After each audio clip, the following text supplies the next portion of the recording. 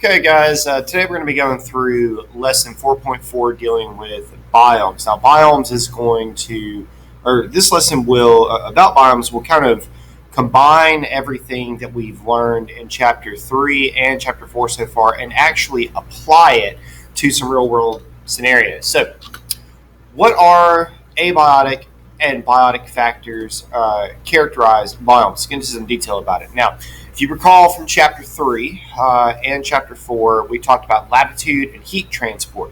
Okay, so these are two factors that affect a global climate. We should know this already. Other factors are going to be things like being close to or far away from an ocean or even a mountain range that can influence their climate.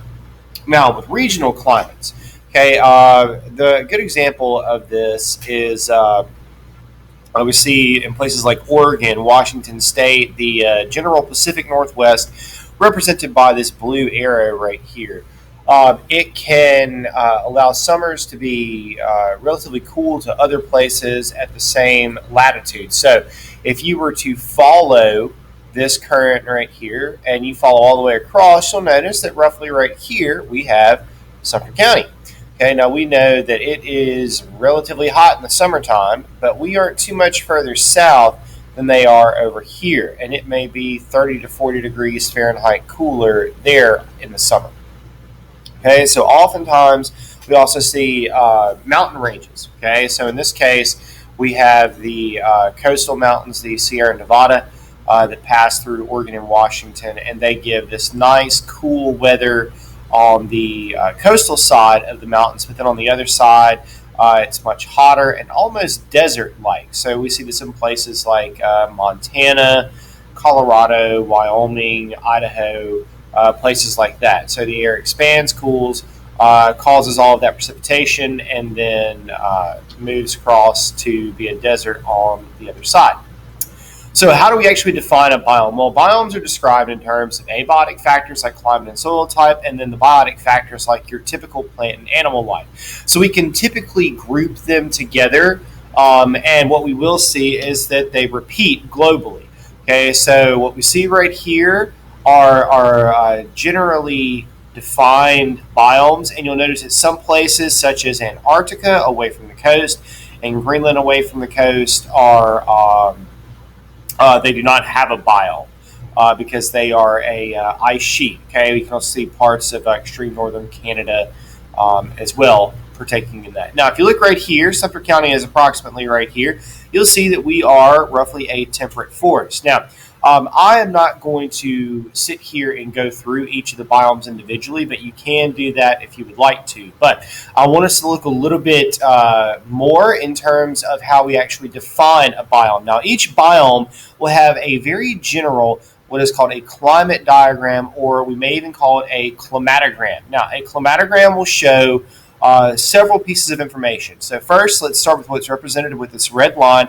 That's going to be your average temperature, and that's always going to be in degrees Celsius. It's going to be a line right here. Now, these bars that are represented in blue, this is our average precipitation in millimeters that is represented by our months, so each column. So the month applies to both the average precipitation and the average temperature.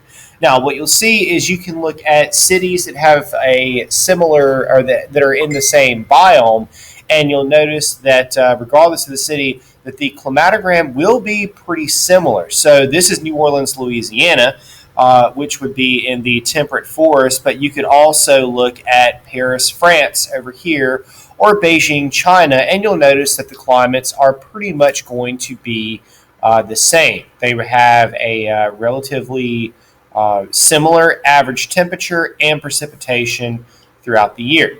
Okay, so organisms within each of those biomes can be characterized by adaptations or specializations that allow them to both live and reproduce successfully in that environment. So the best example that we always see of this is a polar bear. Now, a polar bear has a very thick layer of blubber or fat underneath its fur in the wintertime, that very thick coat of fur. That makes them incredibly well adapted to live in the colder parts, up in the tundra, and in some cases the boreal forest or taiga as well. Now, if you were to take that polar bear with those specializations and then put them in the desert, they are not very well adapted to that. The adaptations they have would actually be detrimental to them.